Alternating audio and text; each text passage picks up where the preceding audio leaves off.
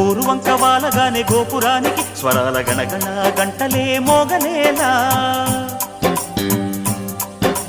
గోపబాలుడొచ్చినాక గోకులానికి పెదాల కిలకిల పువ్వులే పుట్టలేదా బాలకృష్ణుడొచ్చినప్పుడే వయ్యారి నందనాలు నాట్యమాడగా వారసుణ్ణి చూసినప్పుడే వరాల వాంఛలన్నీ పల్లవించగా నందుడింట చిందులేసే అందమైన బాలుడే తనవాడై